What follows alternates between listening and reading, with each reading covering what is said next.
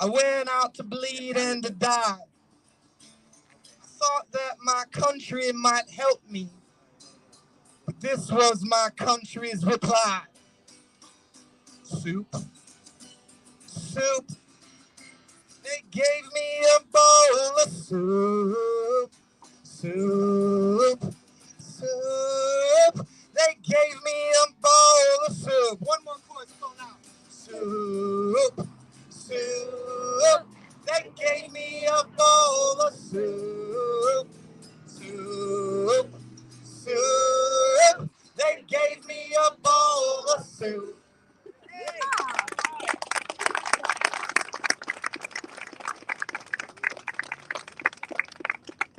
Thank you, Tony.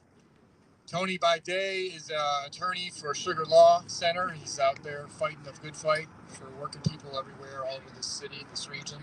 So he's also a very talented musician. He'll be playing later on at the event at UAW Local 600. So I hope you all can join us there. Now I want to introduce my another good friend and colleague. She's the president of the Downriver Delta Community Development Corporation, and she's also the president of Western Wayne County NAACP. It's Gina Stewart.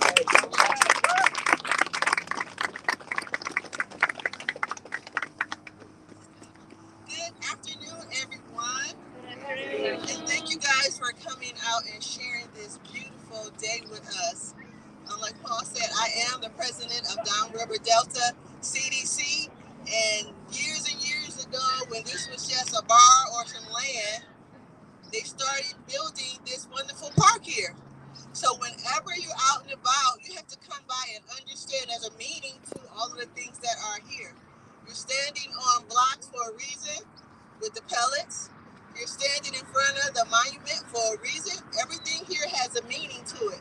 So when you're not here just for today, come back, spend a little time. Pretty soon in April, we'll put the fountains on. The frogs will spit water. There's a fountain right here. Shoot up in the air, and you'll actually be able to just enjoy some peaceful time in this side of Southwest Detroit. So Downriver Delta is very, very instrumental in doing things in the region. And we say region because it's not one city versus another city. It's all of us doing things together.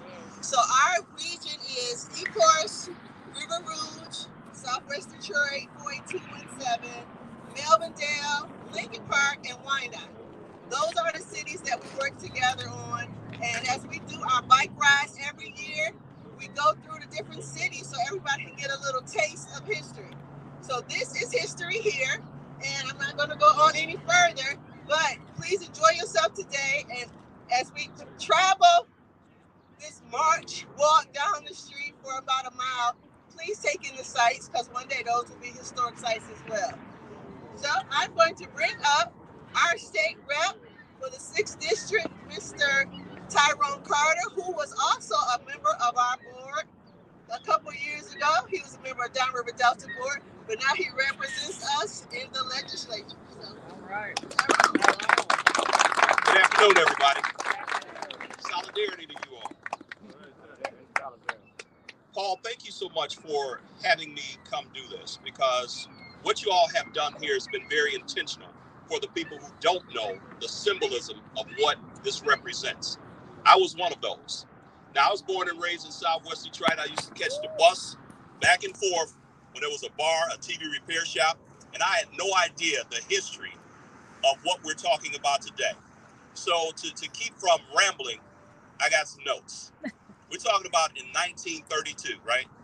90 years ago.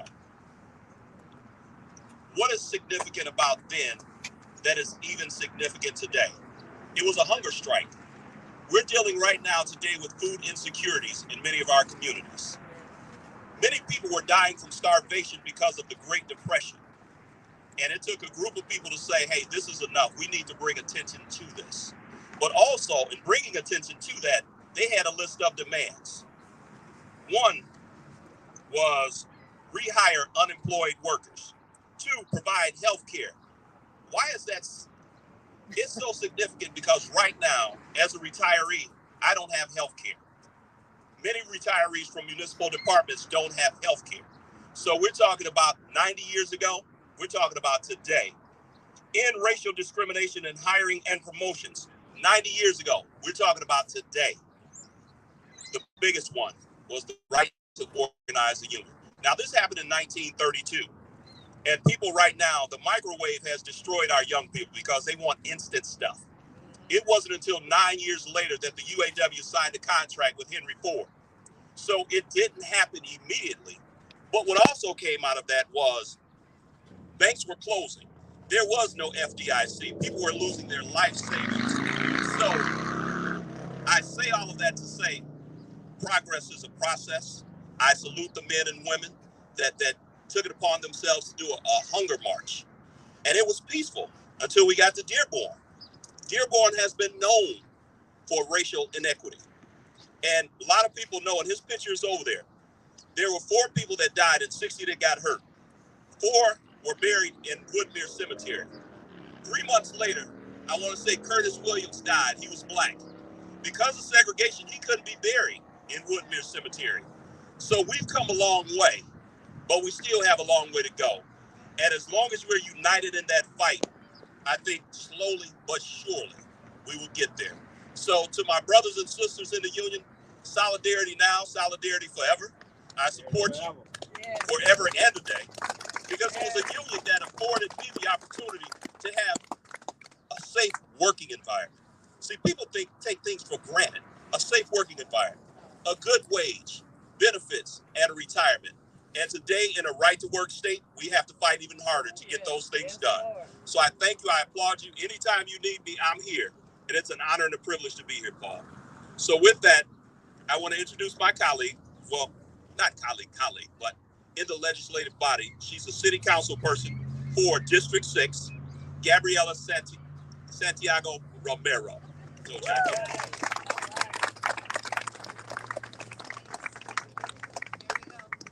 good afternoon, everyone. Hello.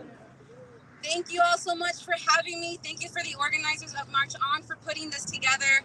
As mentioned, my name is Gabriela Santiago Romero. I am incredibly honored to be here to stand with you all. I have a background in social work. I'm a community organizer, just recently leaving We the People Michigan. I miss them so much, but I am now in city council, fighting every single day with my team to make sure that we're serving our residents. I'm an immigrant from Mexico, but I've been living here in the city since I was 2 years old. I still live in the same house that I grew up in since I was 6 years old on Tarno and McGraw. Growing up, my mom was a service worker. And those of us that have been in the service industry like I have for over 10 years, when I was 15 years old, I started, you know how incredibly lonely you feel when you want to speak out about your wages, when you want to speak out about how many hours you're putting in and how you're not getting benefits and how you're not actually seeing the money come in that you need to survive. My family and I have not had the privilege of joining a union, so I'm incredibly honored and excited to see that the union movement really has been revitalized because of the pandemic. We see it now with our comrades in coffee, making sure that they are unionizing, that they're getting what they need as they serve us coffee, as they work relentlessly to have better wages, to have better security, to also meet their health needs, their healthcare needs. For me, this monument, this park, is a moment in history that we need to continuously remind ourselves and remember that we are not voiceless, that we have power, that we are able to come together to make our voices heard loud and proud, and that we are able to receive what we need. So I'm here just to thank you all, to all of our union workers, for inspiring me to one day hope to join a union, if that's ever what I need to do in my life. And to continue to invest in our union workers, because essentially investing in union workers is investing in working families, which invest directly back into our neighborhoods, into our community. I was able to live a beautiful childhood because of our neighbors that were in unions that invested directly back into their homes. And we need that. We need to make sure that we are supporting our workers, that we're giving each other what we need. So thank you all so much. I'm excited to walk with you all. I'm excited to come back and see the water flowing, to enjoy Southwest here. And just want to thank you all for being here and encourage you to continue the fights. We need to organize. We need to build. We have the power. And collectively, we are unstoppable, y'all. So just thank you all so much for being here. All right.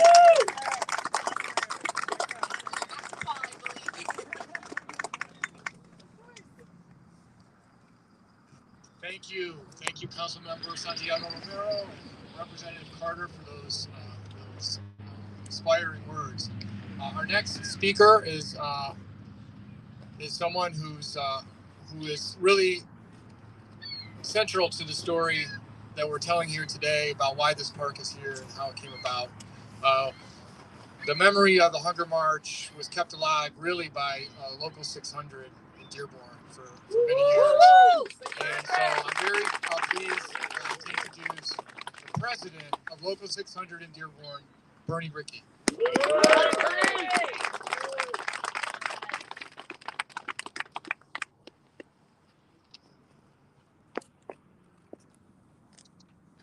you, Paul. We're here today to not only recognize and pay tribute to the Hunger Marchers from 90 years ago, but from Local 600, I can say that even though this march predated the UAW by a couple of years, this was a starting event that brought attention to organizing the Ford Motor Company at the Rouge. Even though it took 9 more years, this was the first event that really catapulted and put Henry Ford and the Rouge plant in center place to be organized. What I'd like to talk a little bit about is how the Hunger March was really written out of history for its first 50 years. The way I really learned about it was from Steve Babson, my friend in the back. Steve wrote a book called Working Detroit. They had a section on the Hunger March before the 50th anniversary. And also from Dave Moore, a friend that I got to know that was at the Hunger March when I believe he was 16 or 17 years old. And Dave was really the driving force with the local that kept that story alive. But I can tell you that the first 50 years, those 4 people that were buried in Woodmere Cemetery were in unmarked graves till 1982. At the 50th anniversary, our retirees chapter bought headstones for the 4 martyrs that died on the day of the march. And the turnout for that event in 50 years was somewhat small. The UAW really at that point wasn't really recognizing what happened at the march, and obviously the Ford Motor Company wasn't either. So you had the UAW wrote out of their history based on the ties to the Communist Party, and the Ford Motor Company obviously because they killed people. So for the first 50 years it was written out of history. And then because of the people that organized the 50th anniversary, and then the 60th anniversary, enough time had gone by, we actually had 3,000 people meet here and march to the local. And I can tell you the things that we had 13 of the original Hunger Marchers here that year, 1992. And we had a luncheon down at the Ruther Library where we had those original Hunger Marchers prior to the recreation. And I can tell you it was a little bit emotional because Owen Bieber, who was president of the UAW, came and spoke to them and paid tribute to them for their sacrifices. And I can tell you what Dave told me was that was the first time that the UAW as an institution recognized their sacrifices, and it took 60 years. I can also tell you that at that time, things had changed enough. We had the Ford Motor Company donated boom trucks for the press, shuttle vans, which they also donated today. But Woodmere Cemetery had amnesia about Curtis Williams. But enough time had gone by and there was enough press coverage. They donated a plot right next to the other 4 martyrs, and we purchased a headstone for Curtis 30 years ago at the 60th anniversary.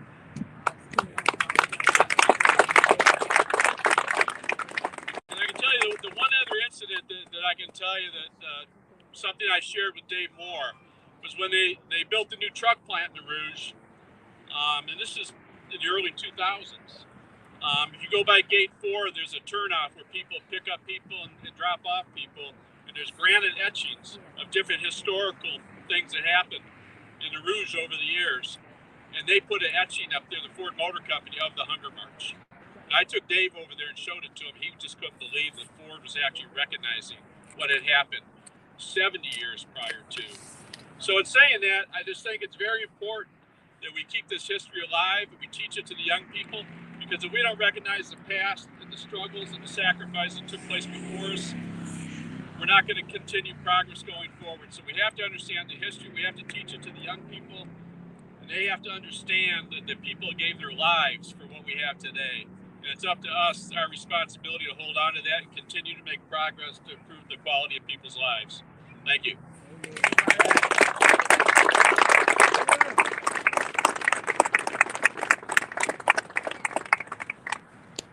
Thank you, Bernie. Now, I want to also bring up a couple people who can speak about the story of this park and how it came about, why this place is here, and all the work that went into it. There's a lot of collaboration, a lot of meetings, a lot of little events, raising a little bit of money here and there, a lot of talking to bigger fundraisers to try and get some more money to make this project happen. And one organization that was really, along with local 600 UAW, was central to that process and that collaboration was Motor Cities National Heritage Area. And we have the president of Motor Cities here with us today, Sean Pomaville-Size. Please come up, Sean. Oh, thank you, Paul. Thanks, everybody, for being out here today. As Paul said, I'm from the Motor Cities National Heritage Area. And what that is an organization created by Congress in 1998, specifically to preserve and promote our auto and auto labor heritage here in southeast and central Michigan. And so that is, speaks to what you were talking about, Bernie, about preserving our history. And we are affiliated with the National Park Service, and this is how we are supporting ourselves to keep this story going. So we promote, we preserve, we interpret, and Brian Yap on our staff, who you will see down at Local 600 when you get there, sat down with this group, I think in 2013, and started to work on this project. The group was FROG, that's the Fort Rouge Gateway group, and it was University of Michigan Dearborn, Marathon Petroleum, Cities of Detroit, Dearborn, Motor Cities National Heritage Area, the Department of Transportation, and more, I'm sure. But this bridge behind me, the Department of Transportation had to decommission a bascule bridge there. I think it was 2013. And on that bridge was the state historical marker for the Hunger March. That's where it lived, and it couldn't stay there any longer when they took the bridge down. And the Department of Transportation donated the piece of land that we are standing on here. And this was their construction site from which they built this bridge over a period of 1-2 years, this brand new bridge back here. And so in that time period, we had the opportunity to raise all the money, which turned into a $1 million project to build this fort. Yeah, it was quite a great, inspiring time. The list of the donors are over there. Many of you were donors. Everybody, large and small, made this part possible, including the sculpture behind you, which recognizes the Hunger March and is made from parts of the decommissioned bascule bridge, among other things. And so we at the Motor Cities National Heritage Area, because we're affiliated with the National Park Service, we make grants to the communities who are serving to promote and preserve this story. And so this is one of the ways we've done it, and we are far-reaching. We're all the way up to Lansing and Saginaw, wherever the auto story happened, Flint, Dearborn, Detroit, everywhere west, Jackson, and every part in between. So that is the National Heritage Area. It's designated and set aside in the Department of Interior, and we're in it right now. So we are more than honored and happy. We ended up being the fiscal manager because we were a nonprofit that could do that, and we watched as this story unfolded. And so today we have a permanent place to remember what happened 90 years ago, when it was bitter cold on this day, when people were suffering because of the Great Depression. And there was no social safety net, or a very small one. 15 cents, I think, was what was available. Everybody was foreclosed upon. Nobody had jobs. And it was one of the toughest times in American history. And so when those people marched, they marched over this bridge, and they marched to the Fort Rouge plant to make those demands that you heard somebody speak about earlier. And today I'm really excited to be with you and to walk alongside of you. And we're going to make this a great commemorative story. Thank you all for showing up today. I appreciate it.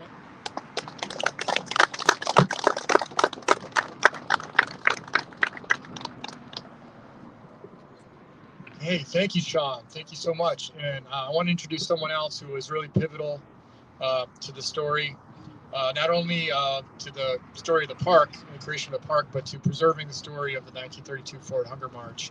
He's a soft-spoken gentleman, often works behind the scenes, He's got a camera right now because he came here to take pictures. He didn't know he was going to be in front of a microphone. But his name is Lloyd Baldwin. He's a historian for the Michigan Department of Transportation. He's also a union member. And Lloyd was someone who's passionately committed to telling the story and keeping the story alive.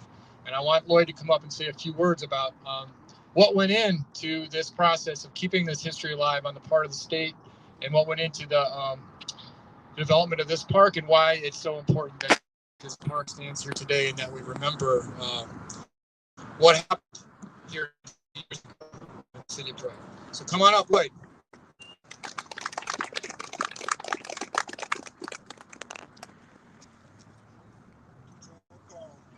Good afternoon, everybody. Yes, I'm Lloyd Baldwin.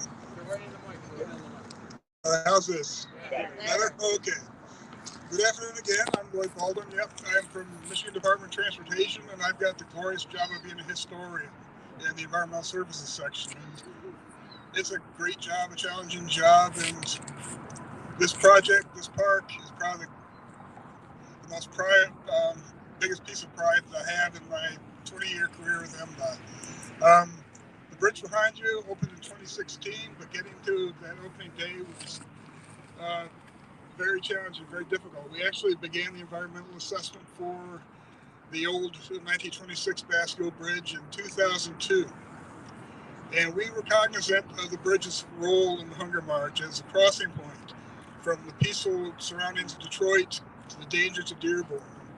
And we were trying to figure out what we could do to continue the commemoration. And so over the years, I was studying the Hunger March as I had time between other projects, and discussing within the department how we could commemorate it. The first iteration of the old bridge, we thought we could actually save the operator's house and the abutment and create that as an interpretive site. That didn't work so well. We went back literally to the drawing board again in 2005 and ultimately came up with this bridge. As serendipity would have it, we bought a piece of real estate that we really didn't want to get. I don't know if any of you remember Brian's Riverfront Cafe. He remembers it. Fresh booze on the Rouge, a trademark phrase. The owner of Chris Bryant's came to MDOT and said, "You really need to buy us." No, we don't need you. We literally can't buy people we don't need. But he kept insisting that we buy him. Ultimately, one of our engineers went to visit him and agreed we had to buy him out because during construction, his building would have collapsed. It was already cleaving bricks of its own accord. His bedroom floor was dipping down into the bar below, and it was the best thing we could have done. And it also worked out. We had a marshalling yard for a lot of the construction work. Once it was all done, this became the perfect site for where we're standing today. It was tough. MDOT had not done anything like this before, and they were really not comfortable at first. Ultimately, Paul, others, myself maybe a little bit, convinced them this is the right thing to do and a good thing to do. And now it's a matter of pride for MDOT. The sculpture behind you, that's steel from the old Basque Bridge. And it's wonderful we were able to save some pieces and that they're coming into use as artwork here. And other pieces will be worked in art throughout the city of Detroit. So another great outcome. I know you're going to hear a lot about the history of the Hunger March today and this evening. I just want to tell you one anecdote about it. This was Oakwood Village, or actually it's just recently become part of the city, but it was the old Oakwood Village. There's the bar here, there's a lot of buildings, but there are a lot of vacant lots where all the people who came to march, and there were 3,000 to 5,000 people, came to organize, to marshal for the march. And there are various organizers in different places giving people instructions. Be peaceful, be loud. Be peaceful, be loud. We will be heard and we'll make it. Detroit had given a permit. Frank Murphy, the mayor, although not a fan of communists or leftists, did want the voices heard. He believed that everybody had a right to march, to speak. The Detroit police and the marchers were actually having a convivial relationship. They were joking with each other. Irony was a lot of those cops are going to be laid off in a few days. That's how tough the depression was. A lot of the organizers were from the unemployed councils who put their lives on the line to unevict people.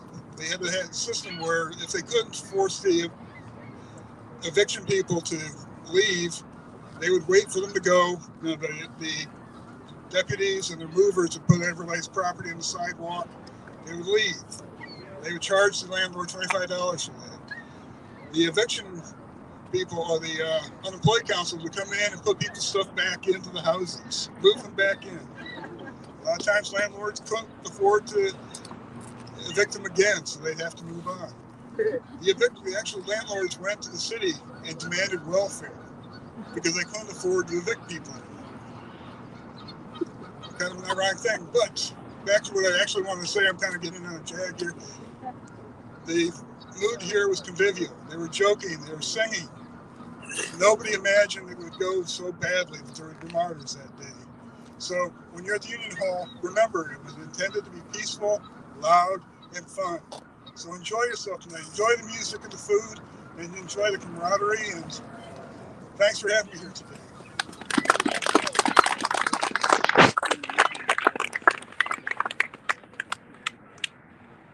I feel like that could be a good chant. Be peaceful, be loud. Be peaceful, be loud. You got that one? Tony, you be able to do that one? Okay. So one thing I think we need to do is to honor those that did give their lives that day and afterwards, as was mentioned earlier. We should probably say their names. Some of their pictures are over there. A couple of them, we don't have pictures of them.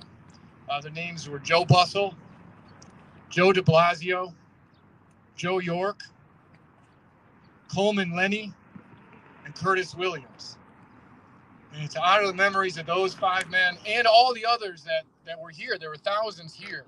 Others were shot and injured, handcuffed to the hospital beds in Dearborn. I live in Dearborn, so this is our history, right? And to speak to that memory and to offer a prayer for those individuals and for those for what they were here for, what they fought for, I want to invite Michelle Hill from Local 600. She's the chair of the chaplaincy committee. Is Michelle here? Hi, Michelle. She's gonna lead us all in a prayer. Amen. I want to say thank you, everyone. Again, my name is Michelle Hill, the chaplain chair at Local 600, under the leadership of Bernie Rickey, president, and First Vice President Anthony Richard, known as Tony. Amen. So I want to also honor these men and their names, call out their names, as well as the families that were involved here with this historical march 90 years ago. Joe Bussell, Joe Debnavio, Coleman Lenny, Curtis Williams, and Joe York. The prayer that I want to share with you is from the UAW International Prayer. So if we can all bow our heads, I'll go forth with this prayer. We pray that we will continue to enhance our union values, our vision for a democratic society, that we will provide economic and social justice for all people. We thank God for allowing the UAW to be a friend to the friendless. We thank God for allowing the UAW to provide hope for the hopeless. We thank God for giving us the wisdom and the courage to organize workers everywhere, giving them the opportunity to provide a better life for their family. We thank you, Lord, because we are able to support the ideal that all men and women are created equal, that they are blessed by their Creator with certain rights. Among these are life, liberty, and the pursuit of happiness. Bless everyone here. Bless this leadership. Bless our membership and their families. Bless the chaplains and chaplaincy program as we embark on this journey. We embark on this walk today. Bless everyone here. This is our prayer. Solidarity forever. Solidarity forever. Solidarity forever. Amen. Amen.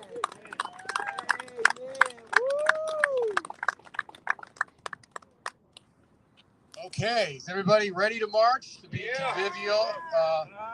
So before we do that, I want to bring my friend Tony back up here. He's going to take us out with another song to get us in the mood. We have some signs over there. I want you all to notice there are signs over there. So I'm inviting you to pick up a sign of your choice and carry it as we march from here to Local 600 in Dearborn. My understanding is that the Dearborn police are going to meet us at the border, but they're going to be friendly. So I have talked to them in the last couple of weeks, so that's their promise.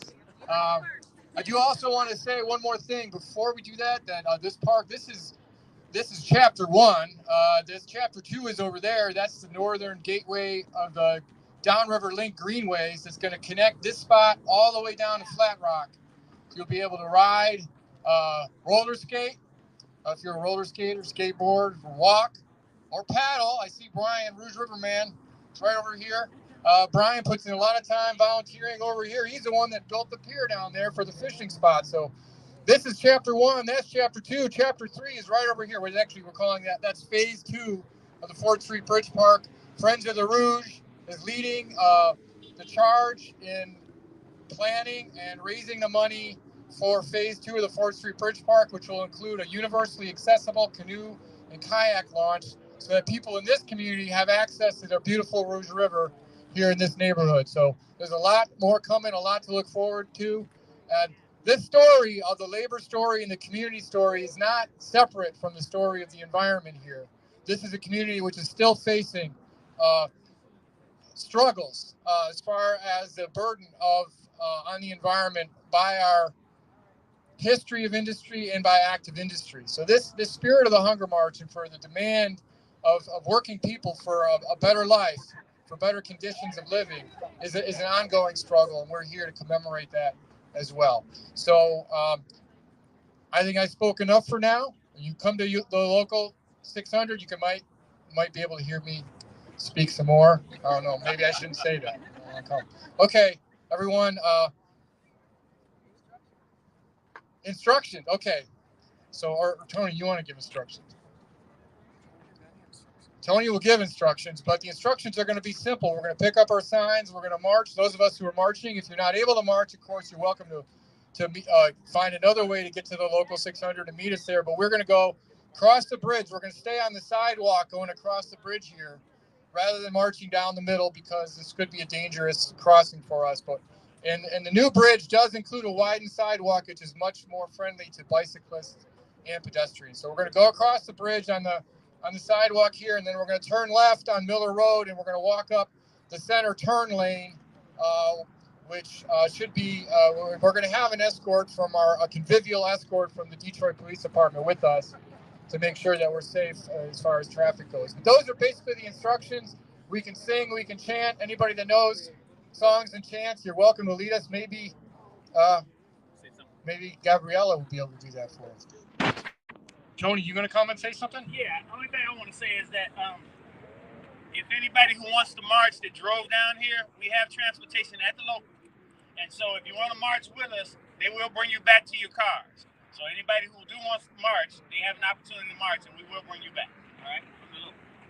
That's right. So nobody needs to be left out. Okay, everyone, please give a warm welcome to Mr. Tony Parrish. Thank you all. I'm looking forward to seeing you all later. Some of these same songs that we played with one of the best bands on earth. But this is another song from 1932. Maurice Sugar wrote a poem called We Are the Guys. And my band and I, we decided to kind of update it a little bit. But just like the Hunger Marchers, it was a timeless message. It was true then and it's true now. We are the ones who make your food, yet we are hungry. We bring you food and yet we're hungry all the time. We always bring you what you want. We never get what you got. Our stomachs suck away against our spines. We are the ones who fold your clothes, yet we are ragged. We fold your clothes and we're ragged all the time. We sock them row by row, from high to low, while hand-me-downs, they dry out on the line. But we're letting you know we're not so slow, just stuck fighting behind the line. And what do you mean? You said that we are free to make you more money with our time. We're free to make you more money with our time. We are the ones who dig your coal, yet we are freezing. We're digging deep down in the mines all the time, where it's cold and damp and dark, so you might have a spark.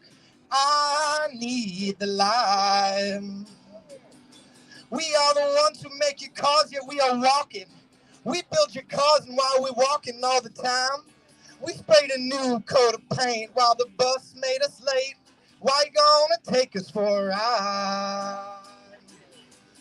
But we're letting you know we're not so slow. Just fighting behind the line. And what do you mean? You said that we are free to make you more money with our time. We're free to make you more money with our time. The workers of the world unite, everybody. I can't wait to see all your beautiful faces at Local 600. Thank you to all you keeping the history alive.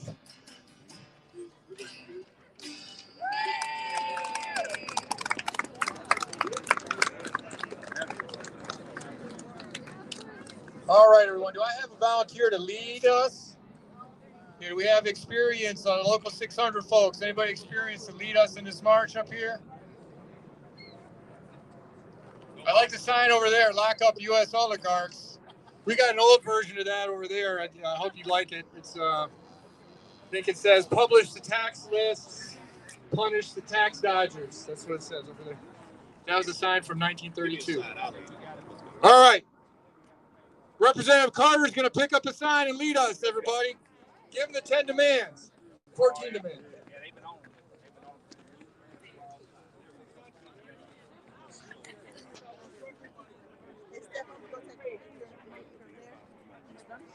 Am I done? All right, everybody. Are you going to walk and do the live stream on the walk? Oh, okay. Okay. Just keep it straight. Keep it rolling. My battery's dying. Can I go to my car and get the... Your battery's dying? My charger? I'll send her the link. I'll give you the link. I'm probably gonna do better. It's probably gonna die too. I got 76%. But oh no, I had 20 and it lasted about an hour. Send me the link. I'll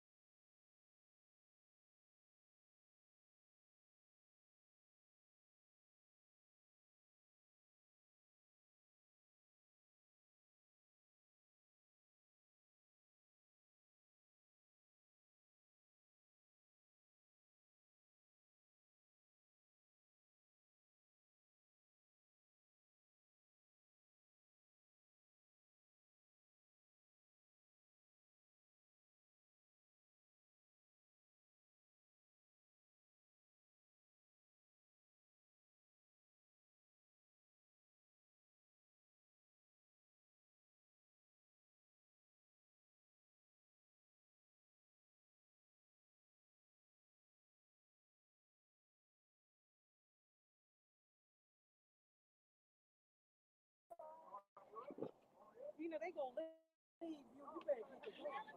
Oh.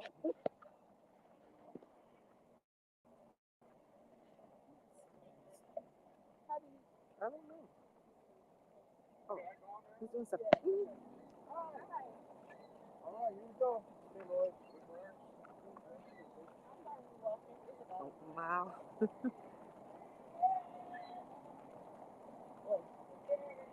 Is it working? I think so.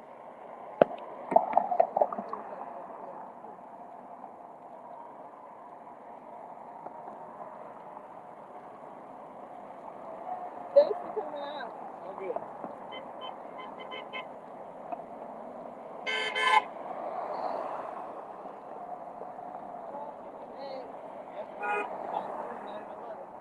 Okay.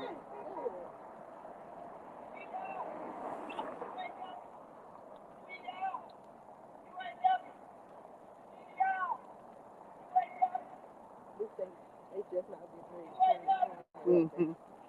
Look at waiting.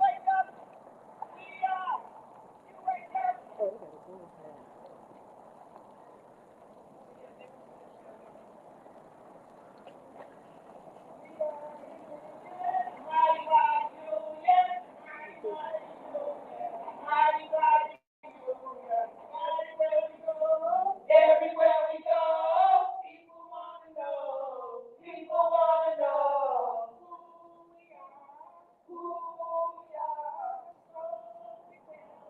So we tell them, we are the union,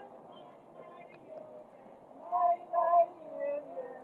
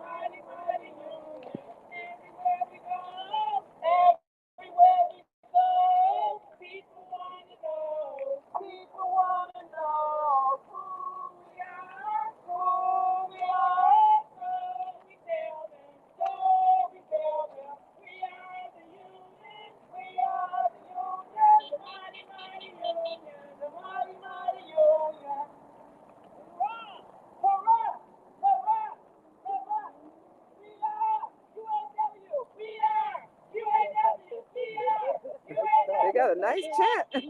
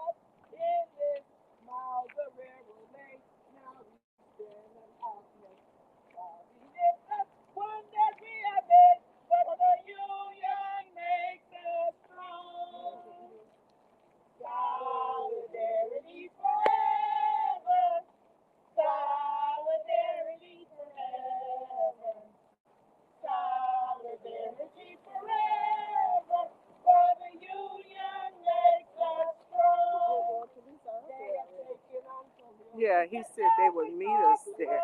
Okay. Is that the building over there? It's in sight.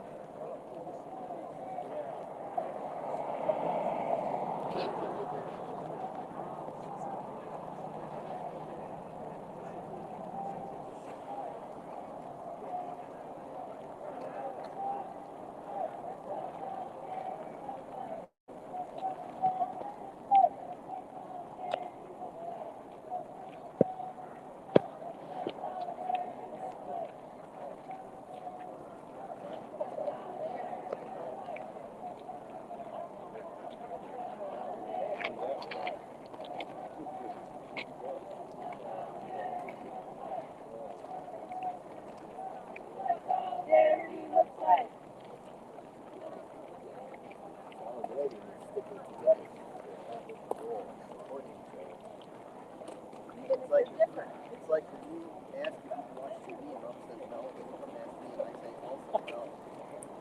Mom and I are solid. We're sticking together. But then my phone says watching TV on my phone, I'm working in solid. He's a dirty picket line crossing. Yeah. Yeah. Small phone.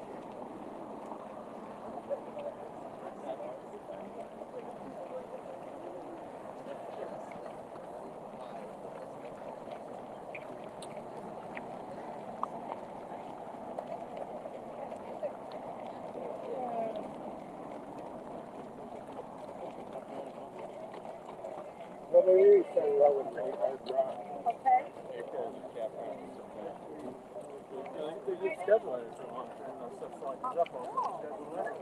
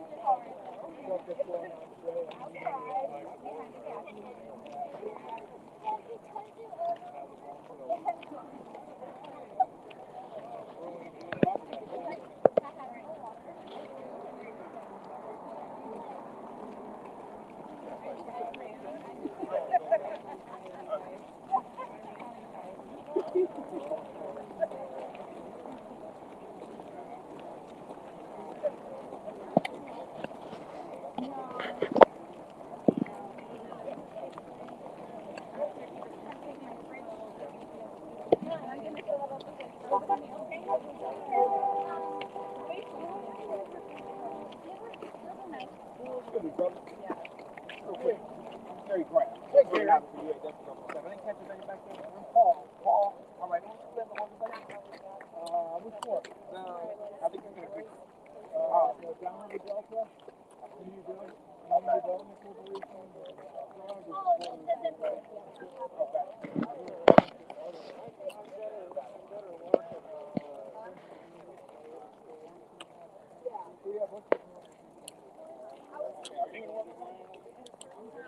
Okay. Oh. Yeah. You're out here.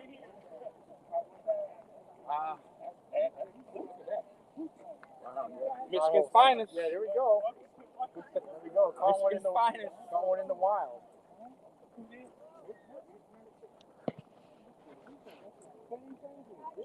Yeah, I just got this because of this organized mass.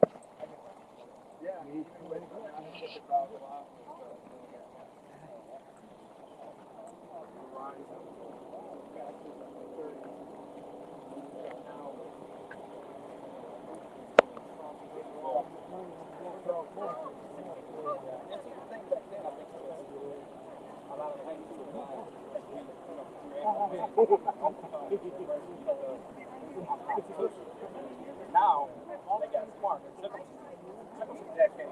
They started putting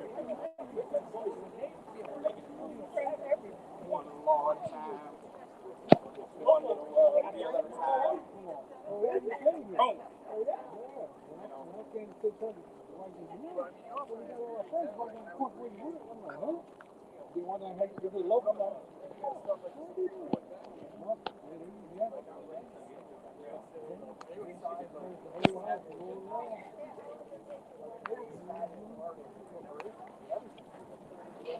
Yeah. So it was really ultimately people power, really.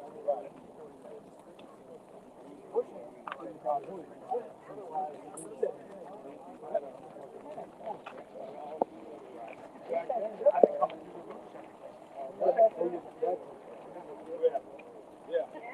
And it was like 19% when I looked this up. 19% of well, of income was controlled by 1% of the population.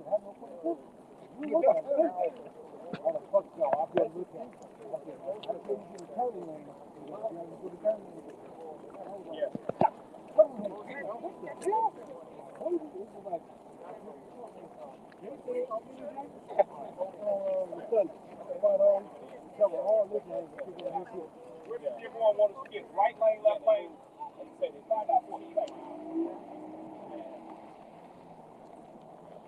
Now, we have such a side corporation. Everything is on scarce taxes. But what we have now is less than 8.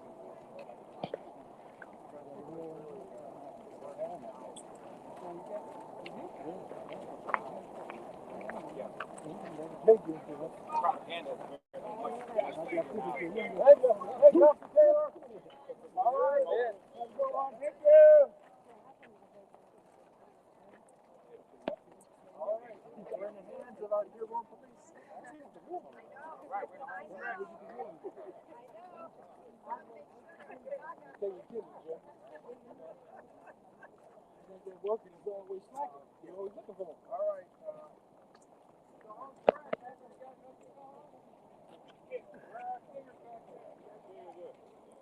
Way back in back.